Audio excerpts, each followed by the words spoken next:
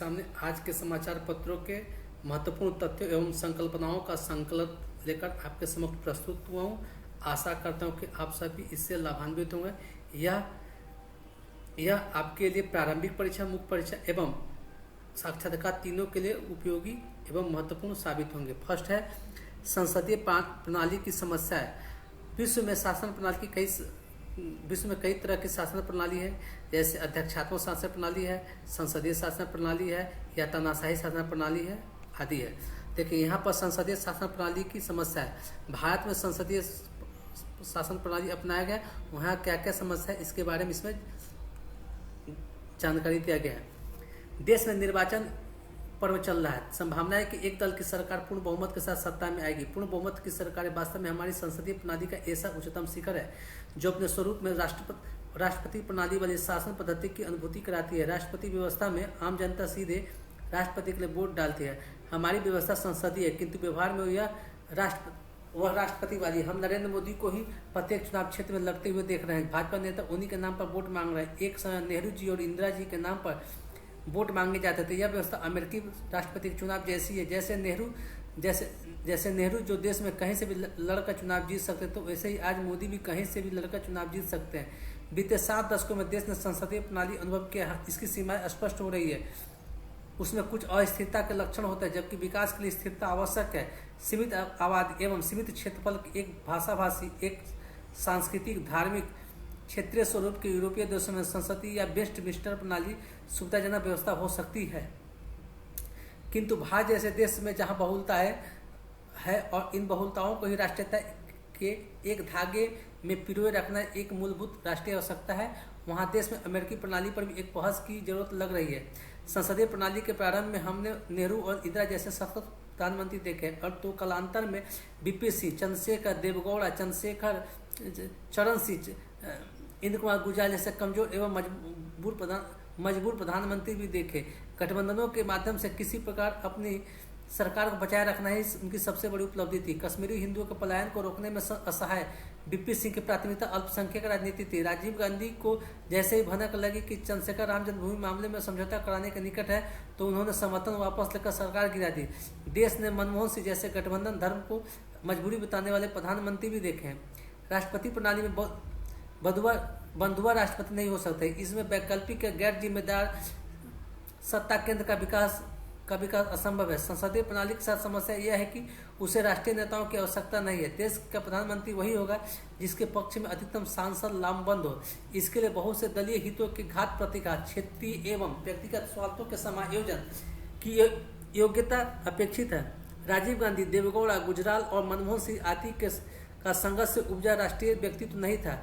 गठबंधन सरकार ने देश को अपने कद एवं क्षमता के अनुरूप खड़ा ही नहीं होने दिया। नेहरू गठबंधन राजनीति के दबाव से मुक्त थे। इसका उपयोग उन्होंने समाजवादी विकास मॉडल को ढालने में और पंचवर्षीय योजनाओं में लगाया। इस प्रकार देश को एक सशक्त औद्योगिक आधार देने का काम किया। वर्तमान में नरेंद्र मोदी भी गठबंधन के दबाव की मजबूरी से मुक्त है। इसका परिणाम हम पिछले 10 वर्षों में प्रभावशाली हो रहे भारत के रूप में देख रहे हैं। इन दोनों नेताओं का राष्ट्रीय एवं अंतर्राष्ट्रीय व्यक्तित्व ऐसा रहा है कि उन्होंने प्रधानमंत्री पद की सीमाओं से आगे जाकर उसे गरिमा प्रदान की। गठबंधन सरकार चलाने वाले अधिकांश प्रधानमंत्रियों को तरह तरह के समझौते करने पड़े। हमारे यहाँ सक्षम राष्ट्रीय नेताओं के अभाव का मुख्य कारण यह है कि संसदीय प्रणाली राष्ट्रीय नेतृत्व के विकास की अपेक्षा ही नहीं करती। इसी कारण कुछ ऐसे एकाएक प्रधानमंत्री बन गए जिनको देश ने कभी कल्पना भी नहीं की थी। आखिर किसने सोचा होगा कि देवगौड़ा, गुजराल या मनमोहन सिंह कभी प्रधानमंत्री बनेंगे। गठबंधन सरकारें वास्तव में राजनीतिक सौदेबाजी करने वाले छत्रबों के लिए ही हथिकार होती है, जबकि 140 करोड़ की आबादी का विशाल देश ऐसी व्यवस्था चाहता है कि जो उसकी समग्र शक्ति एवं क्षमताओं को अभिव्यक्ति दे सके। इसलिए देश को पूर्ण बहुमत की सशक्त सरकार की अपेक्षा होती है। ऐसे ही सरकार राष्ट्रीय हित से जुड़े दायित्वों को पूर्ण करने में समर्थ होती है। भारतीय लोकतंत्र अपनी समस्त शक्ति एकत्रित कर अपने आदर्श नेतृत्व को अधिक से अधिक जितना अधिकार दे सकता है, वह एक अमेरिकी राष्ट्रपति को स्वाभाविक रूप से उपलब्ध है। संसदीय प्रणाली में गठबंधन राजनीति जोड़ तोड़ की कमजोर बाहरी दखल की आशंकाएं बढ़ाते हैं। मित्रों आर्काइव्स भारतीय राजनीति में सोवियत संघ के दखल का आंख खोलने वाला दस्तावेज है। राष्ट्रपति प्रणाली जादू की छड़ी भी नहीं है जो तत्काल सब कुछ सुधार देगी। इसलिए व्यवस्था के चौकीदारों को जागते रहना आवश्यक है। संसदीय प्रणाली सत्ता में भागीदारी की संभावना बढ़ाती है, लेकिन हमारे यहाँ जाति, संप्रदाय, क्षेत्रीय समूहों, दबंगों और भ्रष्ट तंत्र के हित साधकों एवं अलगाववादियों की भागीदारी बढ़ाने लगती है। कई क्षेत्रीय दलों में तो समग्र राष्ट्रीय दृष्टि होती भी नहीं है। भारत की अखंडता उनके लिए महत्व का मुद्दा नहीं है। वे कई बार तो विदेश नीति को भी अपने हिसाब से चलाने की कोशिश करते हैं। चूंकि राष्ट्रपति प्रणाली देश के नागरिकों से सक्षम राष्ट्रीय नेतृत्व विकसित करने की अपेक्षा करती है, इसलिए देश को उत्तर से दक्षिण, पूर्व से पश्चिम तक जोड़ने वाले नेतृत्व के सक्षम चरित्र राष्ट्रीय फलक पर दिखने लगेंगे। उनकी संस्कृति की भाषा की समझ बेहतर होगी। वे कभी बंगाल में, कभी तमिलनाडु में, कभी वनवासियों तो कभी तमिल मछुआरों के बीच रहने वाले होंगे। तब देश में वह राष्ट्रीय कर्मठ एवं समर्पित नेतृत्व आकार लेगा, जिसकी दृष्टि समस्त देश को समाहित किए होगी। अच्छा होगा कि राजनीतिक खानदानों और छत्रपों को दिन चले जाए। देश का ध्यान अपनी ओर खींचने वाला कोई नेता जब राष्ट्रपति शैली में चुनाव लड़ेगा तो देश के गांव-गांव में उन्हें वोट देने वाले मिलेंगे और फिर राष्ट्रीय नेतृत्व के विकास की राह स्वाभाविक रूप से प्रशस्त होंगी।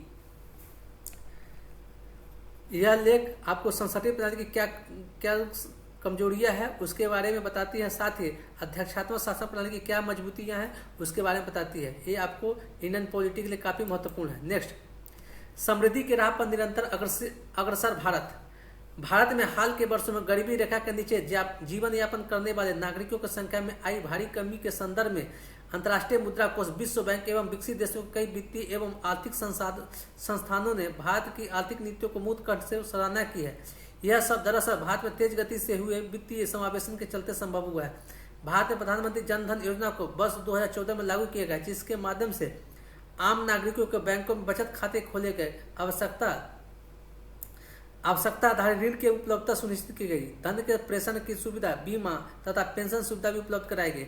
भारत में प्रधानमंत्री जन धन योजना को सफलतापूर्वक लागू करने के बाद प्रत्यक्ष लाभ अंतरण सेवा योजना DBT को भी लागू किया गया, जिसके अंतर्गत केंद्र सरकार एवं विभिन्न राज्य सरकारों द्वारा गरीब वर्ग के हितार्थ चलाई जा रही विभिन्न सरकारी योजनाओं की राशि को सीधे हितग्राहियों के बचत खाते में जमा कर दिया जाता है। इससे विभिन्न योजनाओं के लाभार्थियों को 100% लाभ की राशि सीधे उनके खातों में पहुंच जाती है। प्रत्यक्ष लाभ अंतरण योजना के अंतर्गत वर्ष 2013 के बाद से 31 मार्च 2022 तक 24.8 लाख करोड़ रुपए की राशि सीधे लाभार्थियों के बचत खाते में जमा की जा चुकी है। इसमें अकेले वित्तीय वर्ष 2021-22 में 6.3 लाख करोड़ रुपए की राशि लाभार्थियों के बचत खातों में हस्तांतरित की गई थी।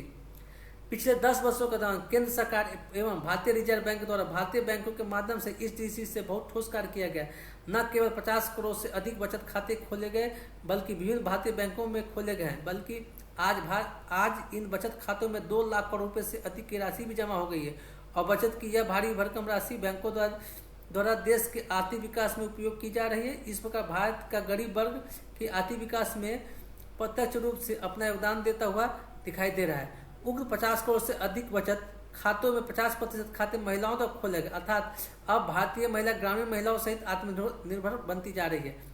भारत में प्रधानमंत्री जन धन योजना ने देश के हर गरीब नागरिक को वित्तीय मुख्यधारा से जोड़ा है। समाज के अंतिम छोर पर बैठे गरीबतम व्यक्तियों को भी इस योजना का लाभ मिला है।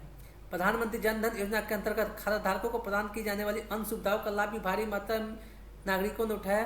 प्रधानमंत्री सुरक्षा बीमा योजना से 33.78 करोड़ नागरिक जुड़ गए हैं। इनमें 48% महिला लाभार्थी है। इस योजना के अंतर्गत 2 लाख रुपए का दुर्घटना बीमा केवल 20 रुपए के वार्षिक प्रीमियम पर उपलब्ध कराया जाता है। अटल पेंशन योजना से 5.2 करोड़ नागरिक जुड़ गए हैं। वही मुद्रा योजना के अंतर्गत 40.83 करोड़ नागरिकों को ऋण प्रदान किए गए हैं। यह लेख आपको इंडियन इकोनॉमी के में है। मैं साथ ही इसको वित्तीय समावेशन वाले पक्ष में इसका इस्तेमाल किया जा सकता है। वित्तीय समावेशन के अंतर्गत कई पक्ष आते हैं, जैसे बैंकिंग सेवा, शेयर बाजार सेवा, बीमा सेवा आदि सेवा आती है, वहां पर इसका इस्तेमाल किया जा सकता है। नेक्स्ट, ICMR ने कहा प्रोटीन सप्लीमेंट्स लेने से बचे। ICMR Indian council of medical research, भारतीय चिकित्सा अनुसंधान परिषद ने भारतीयों के लिए संशोधित आहार दिशा निर्देश जारी करते हुए शारीरिक मजबूती के लिए इस्तेमाल किए जाने वाले प्रोटीन सप्लीमेंट लेने से बचने को कहा है। साथ ही नमक का सेवन सीमित करने, शर्करा तथा अति प्रसंस्कृत खाद्य पदार्थों के इस्तेमाल में कमी लाने और खाद्य लेवल पर लिखी गई जानकारी पढ़ने को भी कहा है। उनका कहना है कि एक अनुमान के अनुसार देश में 56.4% बीमारियां गलत खान पान के वजह से होती है। शीर्ष स्वास्थ्य अनुसंधान निकाय के अंतर्गत कार्य करने वाले हैदराबाद स्थित राष्ट्रीय पोषण संस्थान ने बुधवार को भारतीयों के लिए जरूरी पोषक तत्वों की आवश्यकता को पूरा करने और गैर संचारी रोगों को रोकने से संबंधित संशोधित दिशा निर्देश जारी किए गए। संशोधित दिशा निर्देशों का मसौदा ICMR NIN के निदेशक डॉक्टर हेमलता आर के नेतृत्व में विशेषज्ञों की एक समिति द्वारा तैयार किया गया है और इसमें कई वैज्ञानिक समीक्षाओं से गुजरा है। इसमें 17 दिशा निर्देश शामिल है। देखिए क्या क्या है। दिशा निर्देशों में NIN ने कहा है कि बड़ी मात्रा प्रोटीन पाउडर का लंबे समय तक सेवन अस्थि खनिज की हानि तथा गुर्दे की क्षति जैसे संभावित खतरों से जुड़ा हुआ है। इसमें यह भी कहा गया कि शर्करा का सेवन कुल ऊर्जा सेवन का 5% से कम होना चाहिए तथा संतुलित आहार में अनाज तथा मोटे अनाज से 45% तथा दालों, फलियों तथा मांस से 15% से अधिक कैलोरी नहीं मिलनी चाहिए। दिशा निर्देशों में कहा गया कि शेष कैलोरी मेवा, सब्जियों, फलों और दूध से लेनी चाहिए। कुल वसा का सेवन 30% ऊर्जा से कम या उसके बराबर होना चाहिए। NIN ने कहा कि दालों और मांस की सीमित उपलब्धता तथा उच्च लागत के कारण भारतीय आबादी का एक महत्वपूर्ण हिस्सा अनाज पर बहुत अधिक निर्भर है और इसके परिणाम स्वरूप आवश्यक महत्वपूर्ण पोषक तत्वों, आवश्यक एमिनो एसिड, आवश्यक फैटी एसिड तथा सूक्ष्म पोषक तत्वों का सेवन कम हो पाता है।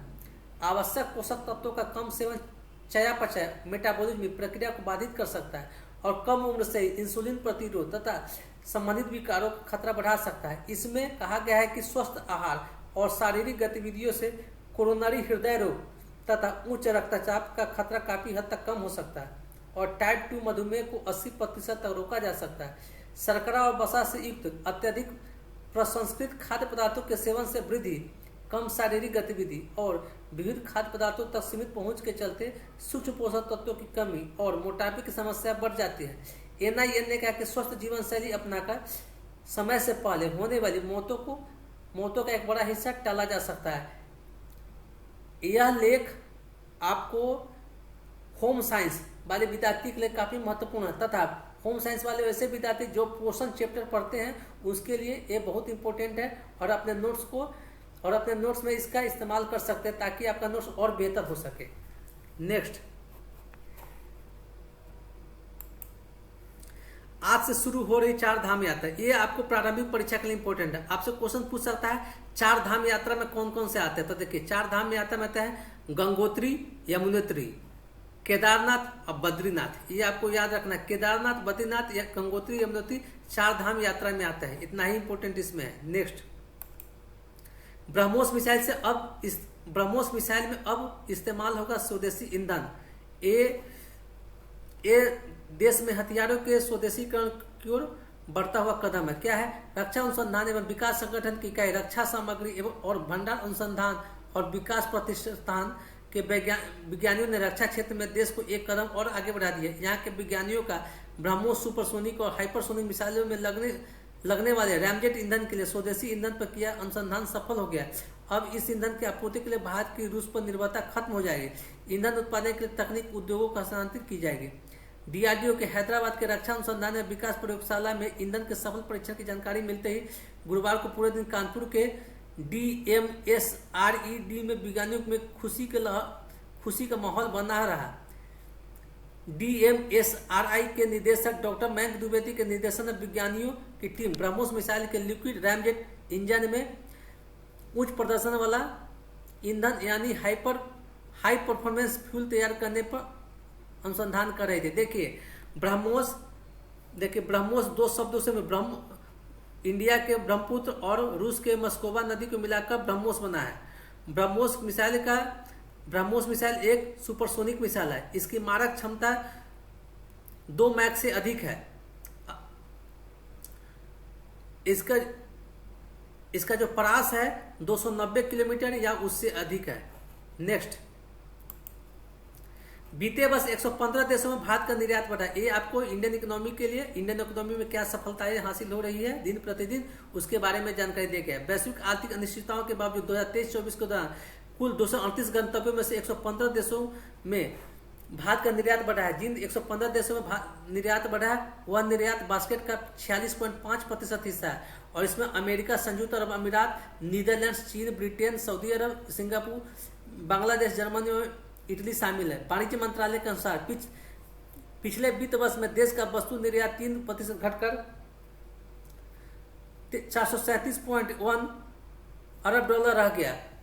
हालांकि सेवा निर्यात 2023-24 में बढ़कर 341.1 अरब डॉलर हो गया, जबकि 2022-23 में यह 325.3 अरब डॉलर था। 2023-24 में कुल निर्यात 778.2 अरब डॉलर रहा, जबकि 2022-23 में यह 776.4 अरब डॉलर था। भारत के वस्तु निर्यात की हिस्सेदारी 2014 में 1.70% से मामूली बढ़कर 2023 में 1.82% हो गई है। नेक्स्ट, ये प्रारंभिक परीक्षा के लिए इंपोर्टेंट है। पृथ्वी का चक्कर लगाने वाले पहली पनडुब्बी बनी यूएसएस ट्राइटन। पृथ्वी का चक्कर लगाने वाली पहली पनडुब्बी बनी यूएस ट्राइटन 1960 में।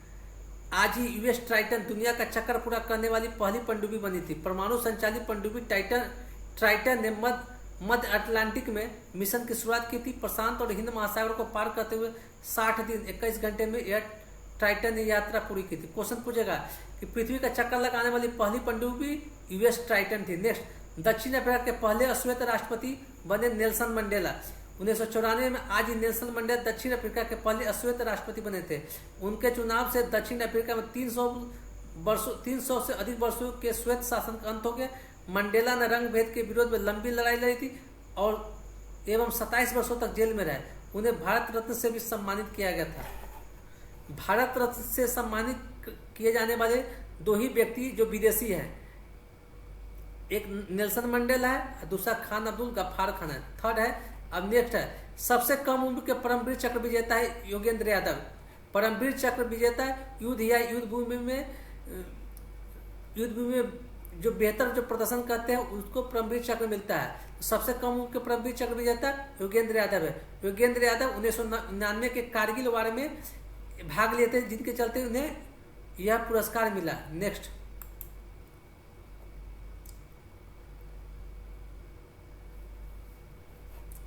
इसके बारे में हम लोग अभी कर लिया है। आईसीएमआर ने 17 तक के आहार को लेकर जारी किए निर्देश।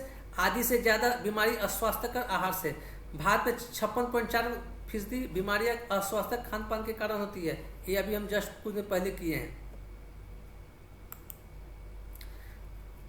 देखिए, भारत में उड़ीसा, छत्तीसगढ़, झारखंड, मेघालय, मिजोरम और त्रिपुरा में मलेरिया के मामले सबसे ज्यादा है।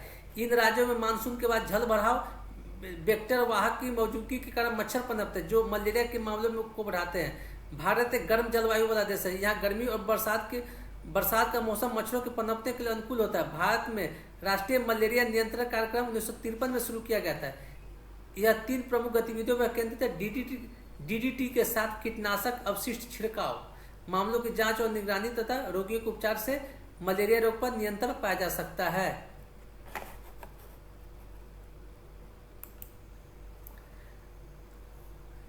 आपसी हित और पारस्परिक संवेदनशीलता पर आधारित है भारत और मालदीव संबंधों। घर वाहन महंगे होने से घटी घरेलू बचत। अर्थशास्त्री ने ऋण पर बढ़ते ब्याज के कारण देनदारियों में वृद्धि जारी, घरेलू बचत में लगातार तीसरे साल गिरावट का आने का अनुमान।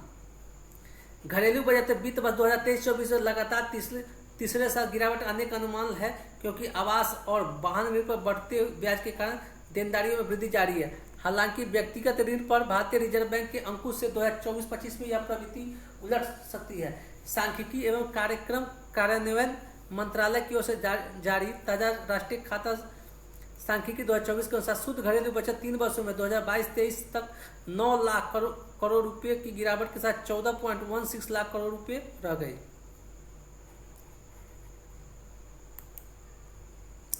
भारत और बांग्लादेश द्विपक्षीय संबंध मजबूत करेंगे। क्या है?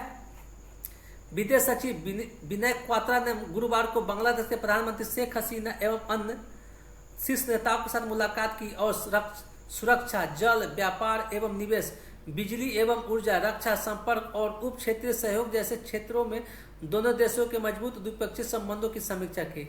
इस साल जनवरी में बांग्लादेश में नई सरकार के गठन के बाद किसी उच्च स्तरीय अधिकारी की यह पहली आधिकारिक यात्रा। इस दौरान क्वात्रा ने बांग्लादेश के विदेश मंत्री हसन महमूद और विदेश सचिव मसूद बिन मोमेन से मुलाकात की। बांग्लादेश के विदेश मंत्रालय ने बयान जारी कर कहा कि बांग्लादेश भारत का अग्रणी विकास भागीदार और क्षेत्र में इसका सबसे बड़ा व्यापारिक सहयोगी है।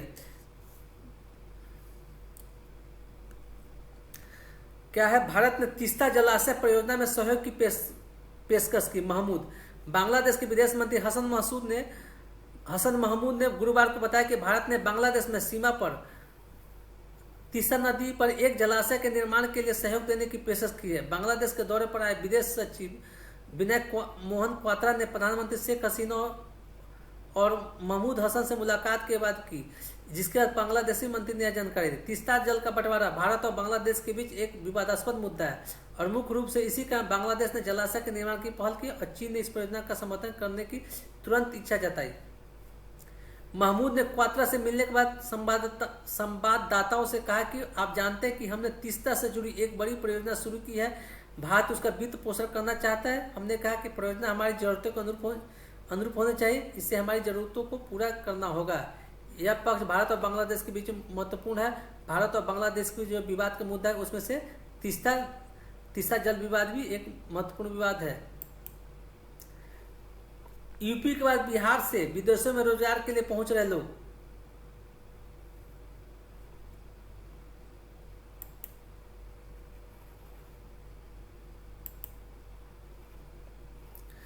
कुश्ती, पहलवान बजरंग पुनिया को 1 वर्ष के लिए किया गया निलंबित। याद रखना, बजरंग पुनिया किस खेल से संबंधित है? पहलवान है। इन्हें 1 वर्ष के लिए निलंबित किया गया। डायमंड लीग खिताब बचाने उतरेंगे नीरज चोपड़ा। नीरज चोपड़ा जेवलिन थ्रो खेल से संबंधित है। एक और खिलाड़ी एशियाई खेलों के रजत पदक विजेता भारत के किशोर जेना डायमंड लीग में करेंगे पदार्पण। किशोर जेना भी आपको जेवलिन थ्रो खेल से संबंधित है। नेक्स्ट, राज्य जीएसटी ट्रिब्यूनल अब तक गठित नहीं, हजारों मामले लंबित। Goods and service tax GST लागू हुए लगभग 7 साल हो गए। इन 7 वर्षों में जीएसटी ट्रिब्यूनल का गठन नहीं किया जा सका है। इस कारण से कारोबारियों और व्यापारियों को जीएसटी संबंधी विवाद के निपटारे के लिए हाईकोर्ट के शरण में जाना पड़ता है। लेकिन वहां भी केवल अंतिम राहत का जीएसटी ट्रिब्यूनल में जाने का आदेश दिया जाता है। क्या है परेशानी? तो जीएसटी के तहत कारोबारी पर टैक्स व जुर्माना लगाने पर उसे अपील करने का अधिकार है। सर्कल के अधिकारियों के फैसले के विरुद्ध एडिशनल कमिश्नर और कमिश्नर के पास अपील की जाती है। यदि कारोबारी इन अधिकारियों के निर्णय से संतुष्ट नहीं तो वे ट्रिब्यूनल में अपील कर सकते हैं। राज्य जीएसटी ट्रिब्यूनल का गठन नहीं होने के कारण व्यापारियों को हाई कोर्ट में मामला दर्ज करना पड़ता है। यह टाइम टेकिंग और खर्चीला प्रोसेस है।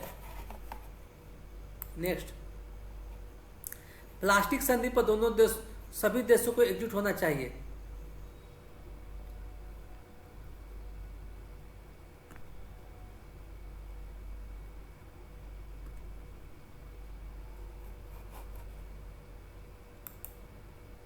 स्वार्थ से प्रेरित है भारत विरोधी प्रचार।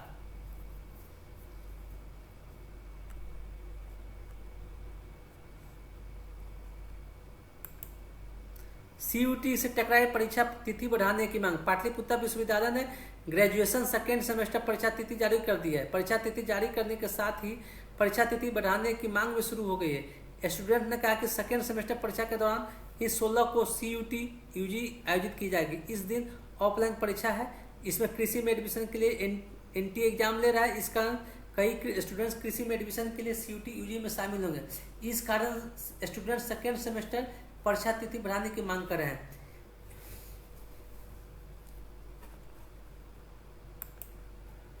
एलन मिश्रा संस्थान में शुरू हुआ इंटीग्रेटेड एमबीए और एमसीए कोर्स। ललित नारायण मिश्र आर्थिक विकास एवं सामाजिक परिवर्तन संस्थान पटना ने एडमिशन के लिए नोटिफिकेशन जारी कर दिया है। इस बार यहाँ 2 नए कोर्स की शुरुआत की गई है। अब यहाँ से स्टूडेंट्स इंटीग्रेटेड एमबीए और एमसीए कर सकते हैं। बीबीए के साथ एमबीए में एडमिशन का मौका मिलेगा। यह 5 साल की डिग्री होगी। वहीं बीसीए करने वाले एमसीए कर सकते हैं। इनकी भी डिग्री 5 साल की होगी। दोनों कोर्सों में 60-60 सीटें निर्धारित की गई। इसके लिए आवेदन की प्रक्रिया जारी है। आवेदक की आवेदन की अंतिम तिथि 10 जून है। मैट टेस्ट को सितंबर 2023 से मई 2024 तक का मान्य। निफ्ट प्रवेश परीक्षा का रिजल्ट जारी कर दिया गया। नेशनल टेस्टिंग एजेंसी ने National Institute of Fashion Technology NIFT 2024 का रिजल्ट गुरुवार को जारी कर दिया। 5 फरवरी को जनरल एबिलिटी टेस्ट और क्रिएटिव एबिलिटी टेस्ट आयोजित किया गया था। उम्मीदवार अब मास्टर कार्यक्रम में एमडेस एमएफ के लिए अपने स्कोर कार्ड देखने के लिए आधिकारिक पोर्टल पर ऑनलाइन देख सकते हैं। परिणाम हर कोर्स के मानदंडों के हिसाब से होगा। बैचलर कोर्स के नतीजों का इंतजार करें। उम्मीदवारों को स्कोर कार्ड का 13 मई तक इंतजार करना होगा। कई विषयों में एक भी टीचर नहीं, विश्वविद्यालयों का हाल। कुलाधिपति की अध्यक्षता में हुई बैठक की रिपोर्ट से खुलासा। बिहार के विश्वविद्यालय में अब भी ऐसे दर्जनों विषय जिसके लिए एक भी शिक्षक नियुक्त नहीं है। अधिकतर विषय विज्ञान, भाषा, मानविकी और चलन में आए नवजात विषयों से जुड़े हुए हैं।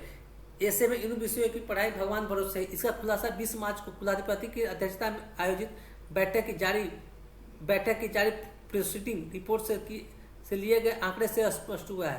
प्रोसीडिंग रिपोर्ट के अनुसार कुछ विश्वविद्यालय में आधे अधूरे मन से बस अतिथि शिक्षकों के बल पर कक्षाएं संचालित की जा रही है। इसमें से भी अचंभे की बात है, जिन अतिथि शिक्षकों के दम पर कुछ कक्षाएं चलाई जा रही है उन्हें 11 माह से वेतन नहीं मिला, वह भी इसलिए कि शिक्षा विभाग ने राशि मुहैया नहीं कराई है। उल्टे शिक्षा विभाग ने विश्वविद्यालय से कहा है कि वे अपने आंतरिक स्रोत से अतिथि शिक्षकों का वेतन भुगतान करें। देखिए किस सब्जेक्ट विश्वविद्यालय बाद स्वीकृत पदों के विरुद्ध खाली पदों की स्थिति। एलएन मिथिला विश्वविद्यालय में 117 सीट खाली है। बीआरए बिहार विश्वविद्यालय भीमराव अंबेडकर बिहार विश्वविद्यालय में 552 सीट रिक्त है। टोटल सीट है 1690 सीट है। वीर कुंवर सिंह विश्वविद्यालय में 614 सीट है। टोटल है 965। ऐसे ही अलग अलग सब है। क्या यह है ललित नारायण मिथिला विश्वविद्यालय में 19 विषय ऐसे हैं जिनमें पद स्वीकृत होते भी एक भी शिक्षक नहीं है।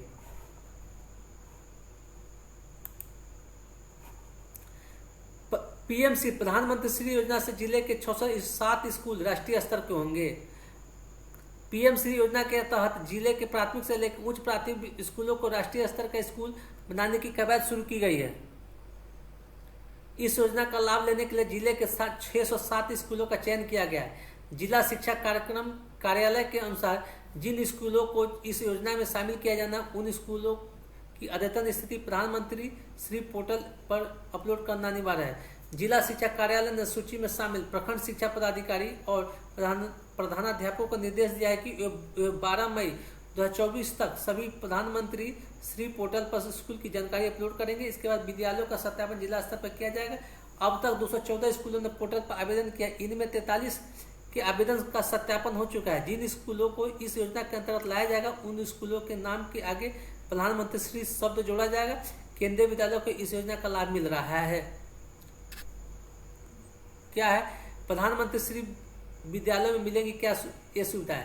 नई शिक्षा नीति 2020 के तहत ऐसे विद्यालयों के अंतर्गत शिक्षा को उच्च गुणवत्ता प्रदान करना है। ये विद्यालय अपने क्षेत्र के अन्य विद्यालयों के लिए भी आदर्श विद्यालय के रूप में परिभाषित हो गए।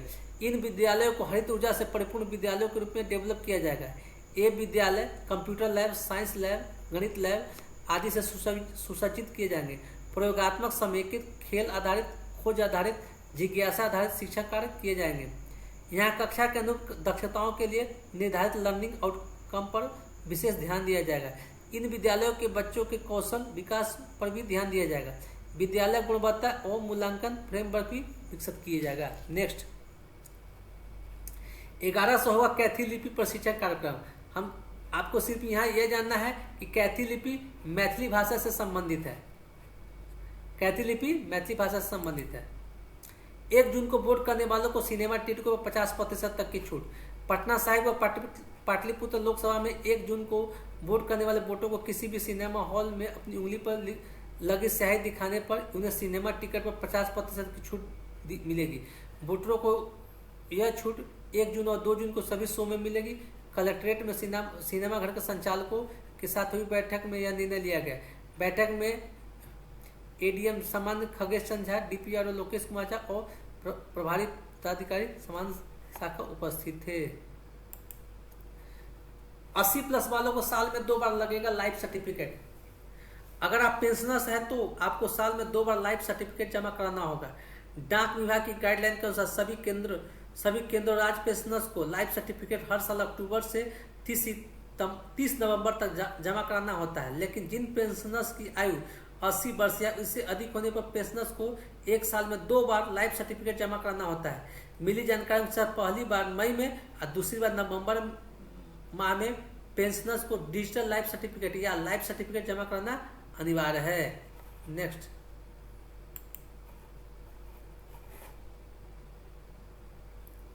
यूपी के बाद बिहार से विदेशों में रोजगार के लिए पहुंच रहे लोग।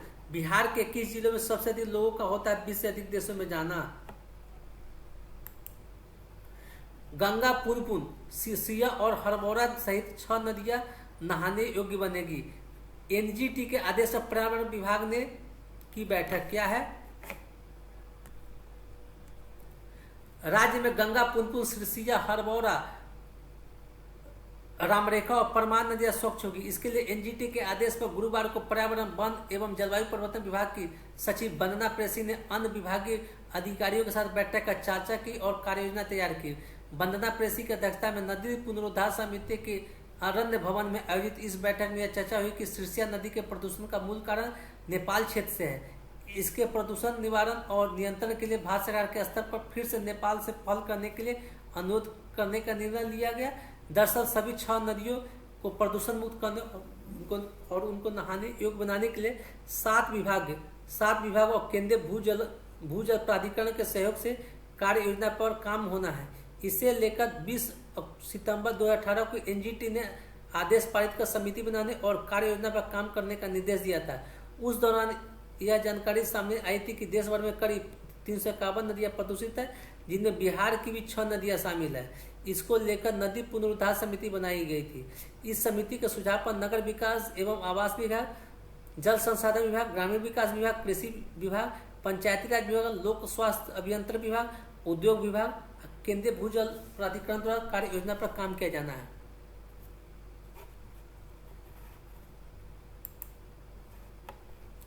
दाखिल खारिज आवेदनों को अस्वीकृत करने से पूर्व आवेदक के पक्ष की सुनवाई होगी जरूरी। राज्य के अंचल कार्यालयों में दाखिल खारिज के आवेदनों को अस्वीकृत करने से पहले आवेदक के पक्ष की सुनवाई जरूरी होगी। इस निर्देश को पालन करवाने की जिम्मेदारी राज्य राजस्व एवं भूमि सुधार विभाग के अपर मुख्य सचिव दीपक कुमार सिंह ने सभी प्रमंडलीय आयुक्तों, सभी डीएम सहित सभी अंचल अधिकारियों व राजस्व अधिकारियों को दी है। इसका मकसद जमीन मालिक या दाखिल खारिज के आवेदक को बेवजह परेशानी से बचाना और जमीन संबंधी समस्याओं को त्वरित समाधान करना है। वीडियो पसंद आए तो वीडियो को लाइक करें, चैनल को सब्सक्राइब करें तथा चैनल को अपने मित्रों में भी शेयर करें। धन्यवाद।